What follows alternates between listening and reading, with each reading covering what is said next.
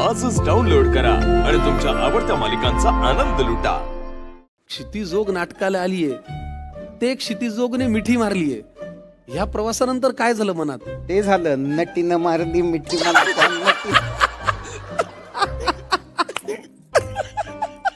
त्याच्यानंतर ना सावधान शुभमंगल हे नाटक माझ्याकडे आलं. हे लोक काम करत होते, त्यात कोणीतरी दुसरं काम करणार होतं. अमेय वाघ फार आयुष्यात कुठे कुठे टप्प्यांवर असा आलाय ना माझ्या, की त्याला मी धन्यवाद म्हणलं पाहिजे की तू ते नाटक सोडलंस. कारण तेव्हा असं झालं की आम्ही एका पर्टिक्युलर टाइमला ते ओपन करणार होतो, मग काहीतरी झालं, ते पुढे गेलं आणि अमेयाचं दुसरी कमिटमेंट होती. तर अमेय म्हणाला आता मी नाही करू शकणार ते. मग असं झालं की ओके ठीक आहे, मग कोणाला शोधायचं? मग चंद्रशेखर ढवळीकर म्हणाला हेमंत ढोमे. तर सॉरी पण मी म्हटलं कोण हेमंत ढोमे? मग तो म्हणाला अगं नवा गडी नवा राज्य मधला. म्हटलं अरे हा प्लीज प्लीज त्याला बोलवा प्लीज, तो किती भारी आहे.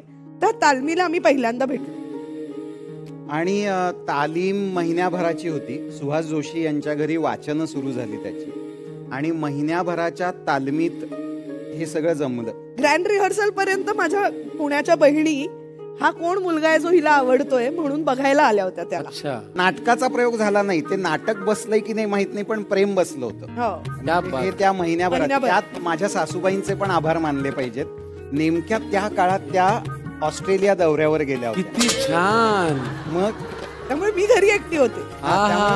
त्या दौऱ्यावरनं परत आल्यावर त्यांच्या लक्षात आलं इथे तर वेगळाच प्रयोग. हो म्हणजे सर्वार्थाने रंगीत तालीम झाली. संसाराची झाली, नाटकाची झाली आणि जुळलं सगळं. आणि ऍक्च्युअली त्याचे पुढचे काही प्रयोग हा माझ्यासाठी कांद्या पोह्याचा कार्यक्रमच होता.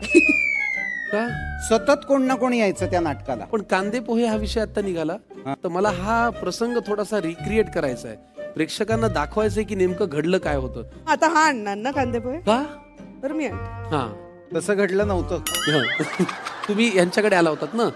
आता घराचं नवीन इंटेरियर झालेलं आहे, रंगाचा वास वगैरे येतोय, तो फील. आणि माझी सासू तिथे सांगते हा टीव्ही पण आत्ताच घेतला वगैरे. काही कारण गप्पा काय मारायच्या.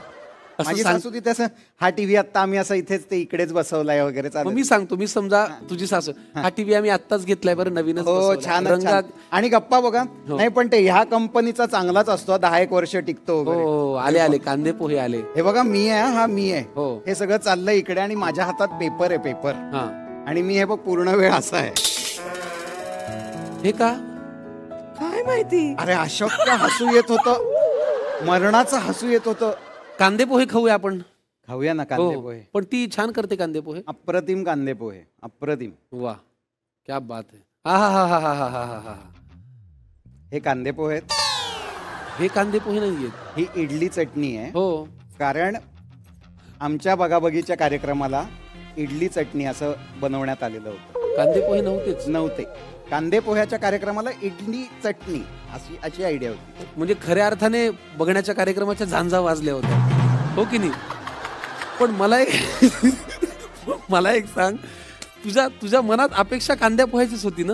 हो. अरे आपण लहानपणापासून काय स्वप्न बघतो. आयुष्य हे